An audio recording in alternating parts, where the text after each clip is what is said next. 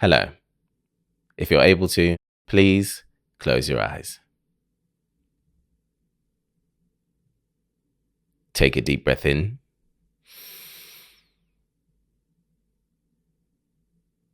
and a deep breath out.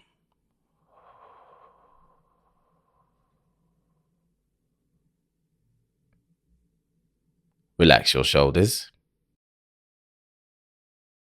Unclench your jaw. Take another deep breath in.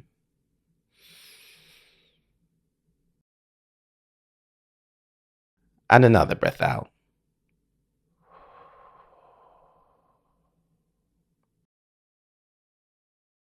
You can open your eyes now. My name is David, and welcome to Mindful Moments. How are you today? I hope you're well. I am very good, thank you. I've had a very good last couple of weeks. I have struck a very good balance in the last couple of weeks between discipline and doing the things I need to do and rest, giving myself everything I need in order to do the work I need to do. And it's felt very nice. It took me a while to get up and running this year, but I feel like I'm there. I feel like I'm in a good groove. I don't want to waste any time today, actually. I actually want to get into exactly what I want to talk about, which is how to push ourselves healthily. As I said, I've been pushing myself quite a lot in the last couple of weeks, but in what feels like a very healthy way, in a way that feels like it's bringing me all the things I wanted to bring me. But there's no point at which I've been harsh to myself, pushed myself beyond my limits, or talked down to myself at all, because I don't believe in doing any of those things. To get a lot of the things that we want, we will have to at times push ourselves. And it's hard to know what the right balance is between pushing ourselves and being kind to ourselves. I don't actually think the two things are mutually exclusive. I think quite often we push ourselves because that is what being kind to ourselves looks like at that moment. Pushing ourselves to do things that don't particularly feel good at the moment because of what is going to bring us later. Things like exercise, for example, you go to the gym because it'll make you feel better, even if you don't feel particularly like going to the gym in that moment. And you do that to keep your word to yourself, to keep your promise to yourself.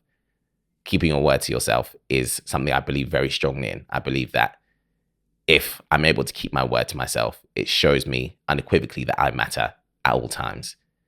And it's not doing myself a disservice or my present feelings a disservice to not honor every single feeling I have all the time, because that's just not conducive to me being the person I say that I want to be.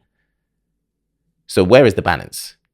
How do we push ourselves in a way that's healthy without going over our limits, without being hard on ourselves, without talking down to ourselves, without punishing ourselves, essentially? For me, the way I articulate it to myself is that I need to be strict with myself rather than hard on myself. The distinction for me is this: being strict on myself is for a reason.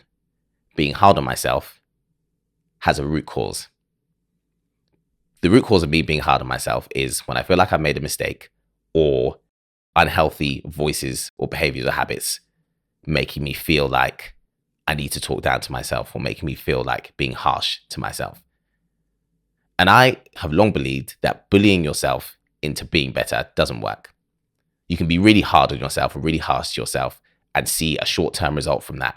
But ultimately, all that ends up doing is, A, it's not going to last forever, because that kind of motivation, that kind of impetus runs out very quickly. B, I will resent myself for the way I talk to myself. And that's really not what I'm trying to do, because any work I'm putting in, any way that I'm trying to push myself, comes from a place of love.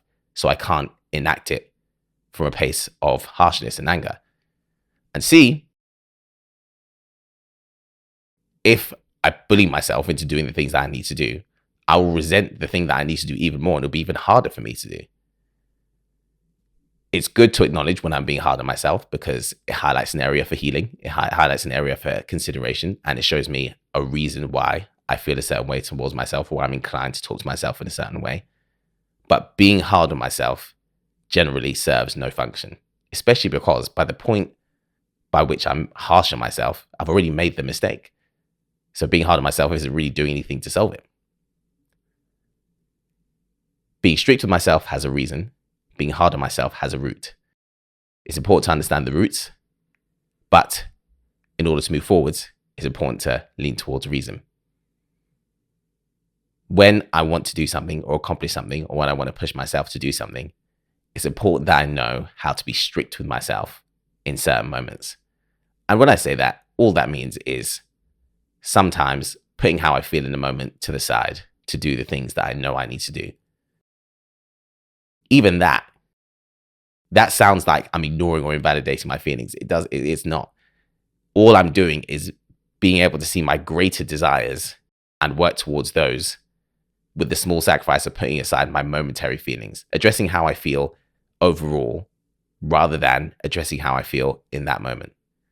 Being strict with myself means going to bed at a good time because I know I want to feel rested, rather than staying up late because I'm interested in the thing that I'm doing at that moment, or I can't be bothered to go to bed, and then waking up the next morning, being tired for the day, and knowing if I'd been a bit strict with myself yesterday, I'd be more well rested.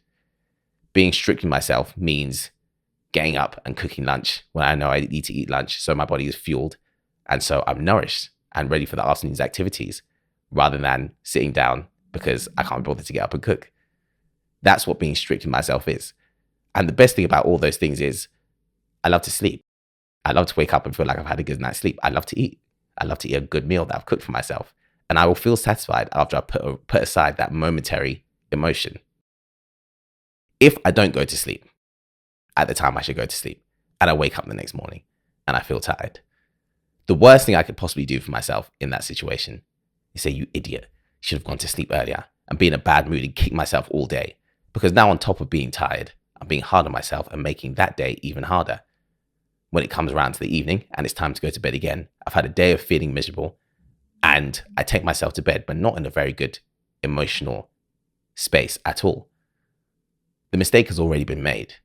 And one of the hardest things to do, one of the skills we always need to learn, is how to accept our mistakes and move on from them quickly enough that we can give ourselves what we need after the mistake is made. Even the word mistake, I feel like we think of that so harshly. Mistake, error, wrong. A mistake is not the same thing as a moral failing. We are all going to make consistent errors throughout our lives in different areas, because to try means to risk failure. And because of the harshness of those words, because those words sound so all or nothing, and they sound like such defining words, they don't define us, they define certain moments. I had a moment of failure where yesterday I didn't go to bed on time. I made a mistake of not going to bed on time. Those things are here and then they're gone. All we can ever do is let our past actions and our past mistakes inform our present actions so that we can build towards a better future. That comes with being strict with myself rather than being harsh on myself. And the reason I've given those two things as well is because to push ourselves to do things that we wouldn't ordinarily do, we do need to put ourselves in an uncomfortable space. A space that wouldn't come naturally to us, because if it came naturally to us, the things that we wanted to do or we had to push ourselves to do, we'd be doing them already. We do have to put ourselves in an uncomfortable space to do certain things that we aren't used to doing or haven't done before, and to get certain things that we want that we haven't been able to have before. So often the inclination is to put ourselves in that uncomfortable space by being hard on ourselves and talking to ourselves a certain way, because we recognize the need to do something different. And we're so used to that being done in a harsh way and putting that on ourselves in a harsh way. The work has to come from a place of love. Otherwise, it's unsustainable. The work has to come from a place of care. Otherwise, it's unsustainable. When I was a kid, I was the kind of child who was often doing things I shouldn't have been doing. I was super curious. And, you know, if a child is reaching for a hot stove, in the moment, the inclination you have is to shout, not because you're angry at the child, but because of fear. And that's absolutely fine. You do what you have to do in that moment. Generally, if you just shout and there's no explanation, then the child is only going to feel the fact that you shouted rather than understand why they shouldn't have been doing what they were doing. It's always necessary to explain and to put rules in place so that we know why we're doing certain things. And we all have an inner child still. We're all somewhere inside still children to some extent. And when it comes to new experiences and putting ourselves in new spaces and trying to gain new things, we become infants again. We're in our infancy of doing that thing. When I started going to the gym, for example, I was in my infancy of my gym journey. I didn't know many things to do. I had to learn along the way. And at that time, the best thing that could have been done for me wasn't for someone to shout me, go to the gym every day, and me to feel bad if I didn't. It was to understand why I was doing the things I was doing and why the things I was doing around that would help me, rather than telling myself, you're not eating well enough, shame on you, which, yeah, might have got me to stick to my diet for a week, but then I would have quit because I would have hated it. It was, okay, if I do things this way, things will be better in this, and this way. If I nourish my body well enough, then I will grow and I'll be better at these movements that I'm trying to do. The crucial part in there is obviously to do that kind of thing, to do anything new, we have to push ourselves. But the pushing ourselves isn't being hard on ourselves. I can't emphasize that enough. The thing we're trying to do is hard enough in nature. Punishing ourselves or bullying ourselves into doing it isn't what's going to let us do it for a long term and let us do it in a way that's sustainable. And that means that we are constantly focused on our bigger goal. It's just going to make us resent ourselves and resent that thing. Being strict with ourselves in certain moments. The moment where I could go to bed on time or not go to bed. The moment where I could get up and make lunch or not get up and make lunch. Those moments, being strict in ourselves with those, so in those moments, being strict with ourselves in those moments builds our resilience and is the push that we're looking for. That's where the push is. It's not in being hard on ourselves. It's in being strict with ourselves in certain moments in service of our greater goal.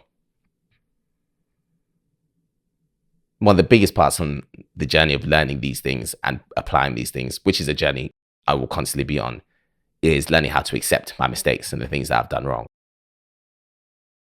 It's really hard when making a mistake that was an avoidable mistake is one of the worst feelings ever, because you just wish I could have that moment back, and I know I would do things differently. The moment is gone, and that is something that's very hard to process, but also something I think that's very necessary for our growth. If the moment wasn't gone and we could constantly go back and revise our mistakes, we wouldn't learn a lot of the lessons that we need to learn. Feelings like guilt and upset are necessary ones, but only if we channel them correctly. If I've made a mistake and I feel guilt about it, that feeling of guilt exists to remind me to do better when the same or similar circumstances arise. The worst thing I could do for myself is to dwell on that guilt and let it give me an excuse to continue behaving in the same way. The reason I feel that way, and for there to be a point of me feeling that way, I have to change my behavior going forwards. And if I'm to enjoy the consequences of my changed behavior, I have to forgive myself. That takes time. That takes a lot of effort, but that's a lot of effort that's worth putting in. Pushing ourselves. It's hard. It's really hard to push ourselves. It's very easy for me to sit here and for the duration of this episode, talk about these things as if I've got it all figured out and as if it's super easy to do and I've got the formula. But just emotionally, it's always going to be something that's tough to do. Tougher on certain days than on others. Some days it'll be easy. Some days it will feel like the hardest thing in the world. I would say I wish that it was all easier, but actually I don't. And I know I don't. There's actually no greater satisfaction than earning something you've had to work for. Those things, those accomplishments that we get, that we know, if I hadn't done this work, this couldn't possibly be happening right now. Being able to feel that for ourselves is one of the deepest sources of pride and one of the greatest sources of satisfaction in this life. So all these things that we do, the ways that we push ourselves, it's all for good reason. It all bears fruit later. And the way to do that is from a place of love and care, not from a place of harshness. We pour into ourselves. And that means that we give back to ourselves rather than bullying ourselves and being harsh to ourselves, which only takes away from us and ends up providing us ultimately with nothing. The work comes from a place of love and always should. When it does, it's sustainable, it's long-term, and it gives us everything that we push ourselves for. There's a purpose to the push. And the way that it should come isn't in being negative towards ourselves. It's in pouring into ourselves, which sometimes means doing uncomfortable things in moments, but always, always in service of the greater goal and the bigger picture. That's really all I have today. If there's anything you are pushing yourself to do, I can't emphasize how strongly and how deeply I believe in you. We are capable of so much more than we think. And when we prove that to ourselves, it's one of the most wonderful feelings, and a feeling I very much wish for all of us. Thank you so much for being here. Thank you for listening. Whatever you're doing this week, I hope you have a wonderful one.